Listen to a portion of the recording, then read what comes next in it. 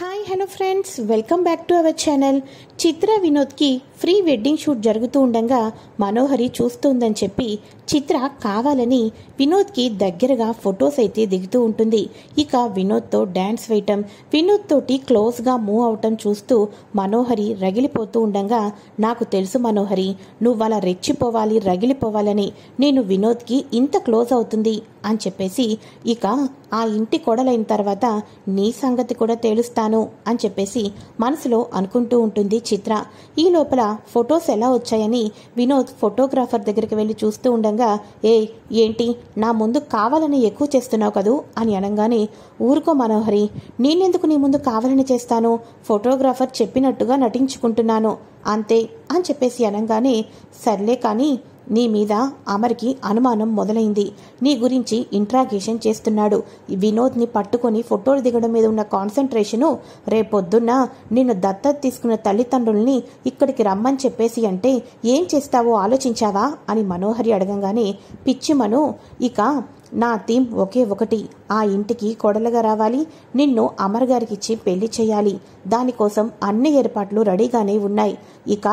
వాళ్ళనే కాకుండా సేమ్ నన్ను అడాప్ట్ చేసుకున్నట్టుగా నమ్మించి ఆ టైంకి ఒక జంటను తీసుకుని వచ్చి నుంచో పెడతాను. ఇక పెళ్ళైపోయిన తర్వాత వాళ్ళ దారి వాళ్ళది, మన దారి మనది అని చెప్పేసి అనగానే,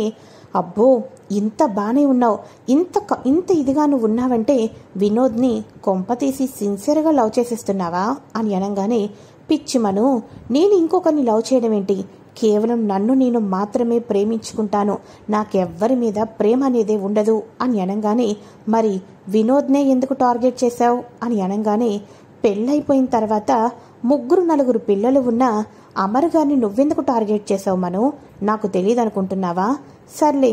ఏంటి ఇప్పుడంతా నీకు కావాల్సింది, వినోద్ని ప్రేమిస్తున్నానే అనుకో, ఏంటంటే ఇప్పుడు పెళ్లి జరుగుతుంది, ఆ తర్వాత ప్రేమించుకుంటే ఏంటి, ప్రేమించుకోకపోతే ఏంటి అని చెప్పేసి మాట్లాడుకుంటూ, ముందు మనం మిస్సమ్మను ఇంటి నుంచి బయటకు గింటేయాలి మనం, అప్పుడే నువ్వైనా నేనైనా ఆ ఇంట్లో నిలదొక్కగలం. నేను కొడలుగా వచ్చినా నువ్వు ఆ ఇంట్లో ఉన్న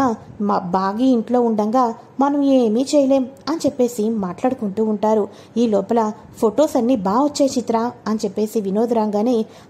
మీ స్టిల్స్ చూస్తుంటుంటేనే అర్థమవుతుంది, లోపల ఎంత బాగా ప్రేమ ఉంటే ఫొటోస్ కూడా అంత బాగానే వస్తాయి అని చెప్పేసి ఇక చిత్ర అంటూ ఉండటంతో మనోహరి, అమ్మో ఇది నన్ను మించిపోయింది డైలాగ్స్ దగ్గర మాత్రం అని చెప్పేసి మనం లోపలే అనుకుంటూ ఉంటుంది. పోనీలే వినోద్, ఫ్రీ వెడ్డింగ్ షూట్ కూడా జరిగిపోయింది, 2 రోజుల్లో పెళ్లి పెట్టుకున్నాం కదా, ఏ పనిలో అవవేమో అనుకున్నాం, నెక్స్ట్ వెడ్డింగ్ కార్డ్స్కి, కళ్యాణ మండపానికి అన్నీ చూసుకోవాలి, పదండి వెళ్దాం, మీ పెళ్లి సక్రమంగా ఎటువంటి ఆటంకాలు లేకుండా సక్రమంగా జరిగిపోతే చాలు. కానీ ఆ బాగీని ఏం చేస్తుందో, చివరి క్షణంలో ఏమైనా కీడు తలపెడుతుందేమోనని నాకు చాలా భయంగా ఉంది అని మనోహరి అనగానే, అదేంటి మనోహరి గారు, నా పెళ్లికి అన్నయ్య ఒప్పుకున్నాడు, మధ్యలో ఈ బాగీ ఏం చేస్తుంది, బాగీ గనక అడ్డు వస్తే బాగీని ఎదిరించి మరి నేను ప్రేమించిన చిత్రమెడలో తాలిబొట్టు కడతాను, నా పెళ్లిని ఆపడానికి ఏ ఒక్కరికి ఛాన్స్ లేదు అని చెప్పేసి ఇక్కడ వినోద్ అంటూ ఉండగా, అక్కడ అమర్, ఈ పెళ్లి ఆగిపోతుంది రాథోడ్, ఆగిపోతుంది, ఎందుకంటే చిత్ర నిజస్వరూపం రాను రాను ఒక దొంగ అని చెప్పేసి స్వార్థపరురాలని ఇలా బయటపడుతూ వస్తున్నాయి కదా, కాబట్టి చిత్ర ప్రతిదీ దాచిపెట్టుకోవటం కోసం, మనకు నిజం తెలియకుండా ఉండటం కోసం ప్రతిదీ కవర్ చేసుకుంటూ ఉంటుంది. ఆ టైంలోనైనా సరే తాను తీసుకున్న గోతులో తానే పడుతుంది, కాబట్టి తప్పకుండా మన బోనులో ఎలకపడినట్టుగా చిత్ర పడుతుంది అని అనగానే, నాకు అదే నమ్మకం ఉంది సార్ అని చెప్పేసి రాథోడైతే అంటూ ఉంటారు. ఇక మార్నింగ్ అవుతుంది. మార్నింగ్ అవ్వంగానే బాగి హడావుడిగా పిల్లలకి ఇష్టమైన బ్రేక్ఫాస్ట్ అన్నీ కూడా రెడీ చేస్తూ ఉంటుంది. ఈ లోపల నిర్మలమ్మ వచ్చి, అమ్మా మిస్సమ్మ, అన్ని రకాల బ్రేక్ఫాస్ట్ ఎందుకు, ఏదో 1-2 చేస్తే సరిపోతుందా అని అనగానే, ఏం పర్వాలేదు అత్తయ్య, వాళ్ళు హాలిడేస్ తర్వాత స్కూల్కి వెళ్తున్నారు, వాళ్ళకి ఇష్టమైన బ్రేక్ఫాస్ట్ తింటేనే కదా వాళ్ళు యాక్టివ్గా రోజంతా కూడా ఎనర్జీగా ఉంటారు, లేకపోతే స్టార్టింగ్ డే నుంచి కూడా మూడ్ ఆఫ్లోనే ఉంటారు, నా పిల్లలు అలా ఉండటం అస్సలు ఇష్టం లేదు నాకు అని చెప్పేసి నిర్మలం అనగానే, ఇక వెంటనే సదాశివం, మరి మా కోడలంటే ఏమనుకుంటున్నావోయ్ అని చెప్పేసి అందరూ మాట్లాడుకుంటూ ఉంటారు. పిల్లలు బ్రేక్ఫాస్ట్ తిందురు రండి అని చెప్పేసి బ్రేక్ఫాస్ట్ అయితే అందరూ కూడా తింటూ ఉంటారు. ఆ తర్వాత ఇక స్కూల్కి స్టార్ట్ అవ్వాలి కదా, పిల్లలు పైకి వెళ్ళి బ్యాగ్స్ అన్నీ కూడా తెచ్చేసుకున్న తర్వాత రాథోడ్ అమర్ ఇద్దరు కూడా స్టార్ట్ అవ్వాలి అనుకుంటూ ఉండగా, డాడ్ స్కూల్కి టైం ఇంకొంచెం ఉంది కదా, నేను స్కూల్కి వెళ్లే లోపల మీకు ఒక విషయం చెప్పాలి డాడ్ అని చెప్పేసి అనగానే ఏంటది అని అంటూ ఉండగా బ్యాగ్లో ఓపెన్ చేస్తుంది. ఇక నేను మిస్ అమ్మకు పూర్తిగా చెప్తుంటుంటే నాకే ఇంత టాలెంట్ ఉందని అందరూ అనుకుంటున్నారు, కానీ డాడ్కి నిజం చెప్పాల్సిందే అని చెప్పేసి బుక్ అయితే ఓపెన్ చేసి ఇస్తుంది. ఓ సూపర్,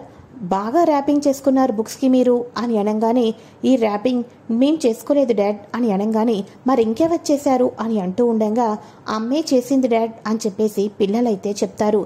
ఏంటి అరుంధతి చేసిందా అని చెప్పేసి నిర్మలమ్మ సదాశివం అలా చూస్తూ ఉండిపోతుండగా మన మిస్సమ్మ కూడా ఏమీ అర్థం కాదు, అదేంటి పిల్లలు చేసుకోలేదా అని అనుకుంటూ ఉండగా ఇక వెంటనే అమర్ ఆ నోట్బుక్ని ఓపెన్ చేసి చూస్తాడు. ఆ నోట్బుక్ అరుంధతి వేసింది అన్నట్టు క్లారిటీగా కనుగొంటాడు. ఆ రోజుల్లో పిల్లలు నోట్బుక్స్ వేసిన తర్వాత సూపర్ అని చెప్పేసి అరుంధతిని దగ్గరగా పిలిచి ముద్దు పెట్టుకోవటం అవన్నీ గుర్తు తెచ్చుకుంటూ ఉంటాడు అమర్. అంతేకాదు ఇక ఆకాష్ అని చెప్పేసి ఆ లెటర్స్ రైటింగ్ కూడా చూసిన తర్వాత అమర్ ఇది వచ్చి అరుంధతి బుక్స్ ర్యాపింగ్ చేసింది, ఇది కేవలం అరుంధతి చేసింది మాత్రమే అని చెప్పేసి అనగానే ఏం మాట్లాడుతున్నావు నాన్న అని అనగానే ఇది అరుంధతినే వేస్తుందమ్మా, అంతేకాదు ఈ రైటింగ్ కూడా నా ఆరుదే అని అనగానే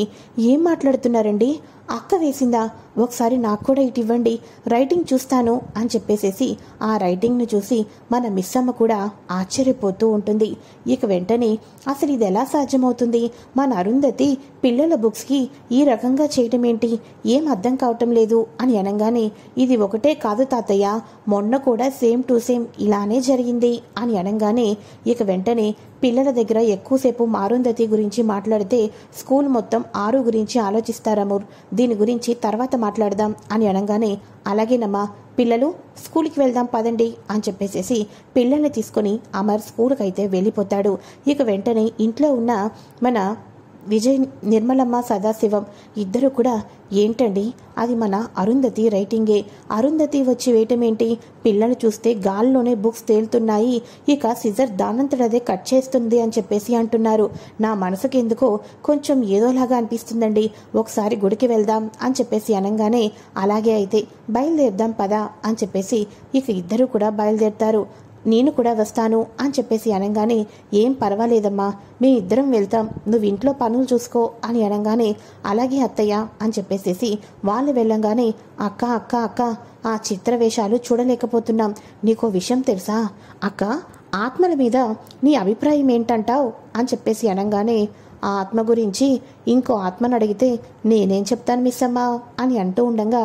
ఏంటక్క ఇప్పుడు నువ్వేమన్నావు అని అనగానే అంటే నీకిప్పుడు ఆ క్వశ్చన్ ఆ డౌట్ ఎందుకు వచ్చిందా అని అనగానే ఏం లేదక్క, పిల్లలు నా దగ్గరికి వచ్చి బుక్స్ ర్యాపింగ్ చేస్తావా అన్నారు, కానీ వాళ్ళు వెళ్ళేసరికి గాల్లో బుక్స్ తిరిగిపోతున్నాయంట,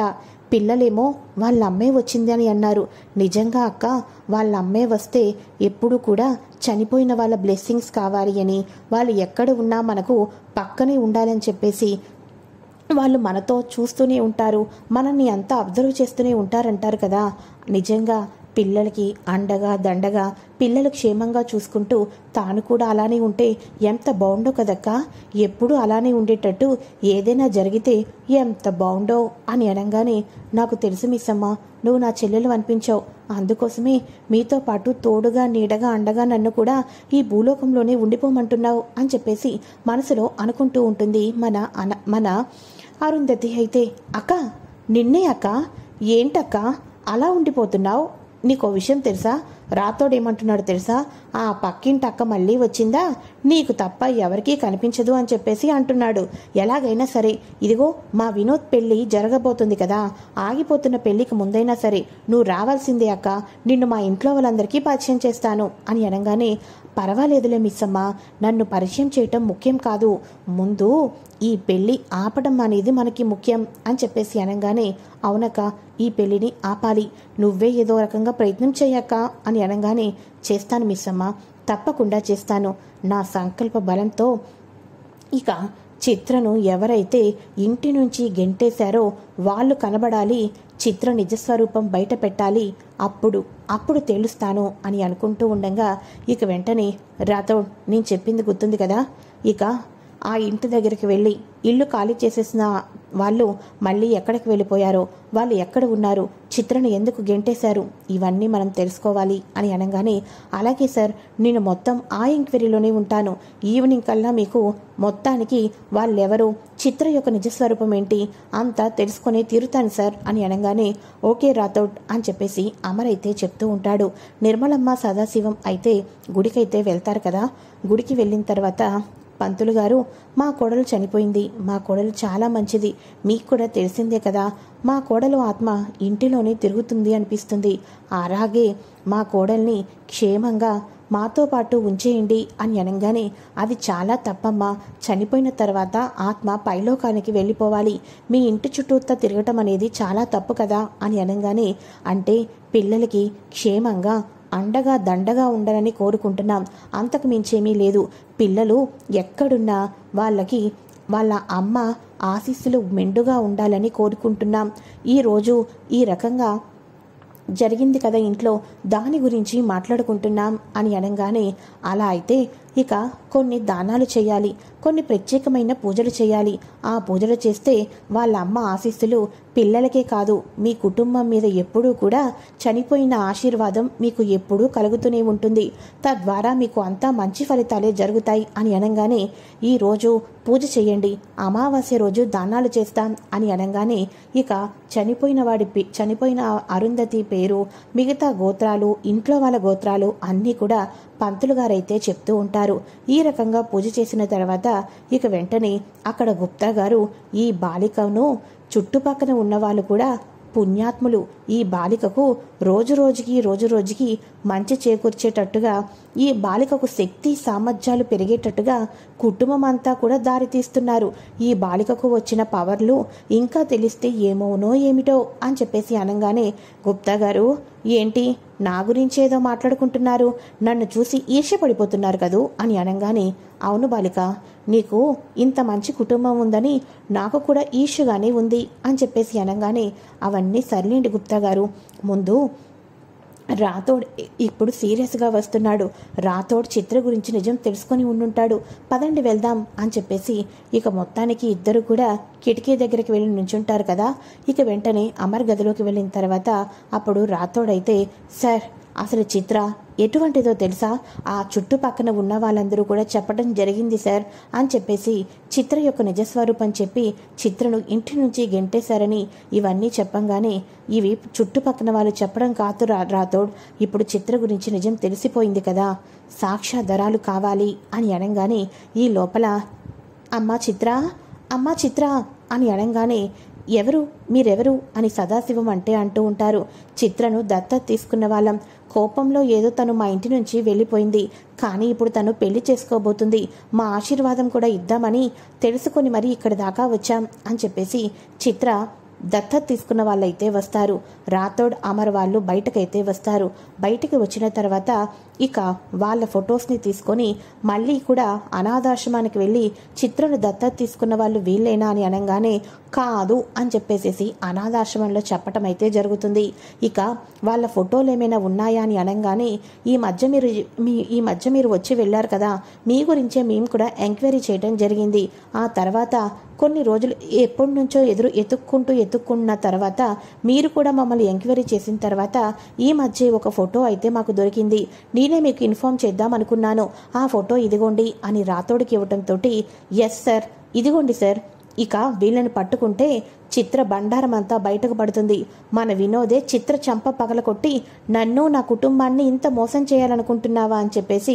బయటకు గెంటేస్తాడు అని చెప్పేసి రాథోడ్ అయితే అంటూ ఉంటాడు. ఈ రకంగా వాళ్ళని పట్టుకోవటంలో రాథోడ్ బిజీగా ఉంటే ఇక్కడ పెళ్లి పనుల్లో వీళ్ళందరూ బిజీగా ఉంటారు. ఇక పెళ్లి కూతుర్ని పెళ్లి కొడుకుని హల్దీ ఫంక్షన్స్ చేయటం ఇవన్నిట్లో కూడా బిజీగా ఉండటం అయితే జరుగుతుంది. అమావాస్య రోజు కొన్ని దానాలు చేయమని చెప్తారు పంతులు గారు. ఆ అమావాస్య రోజు ఇక అరుంధతి జీవితంలో కొత్త మార్పులు ఏమీ రాబోతున్నాయి. అమావాస్యకి వీళ్ళు ఇచ్చిన దాన ధర్మాల ద్వారా అరుంధతి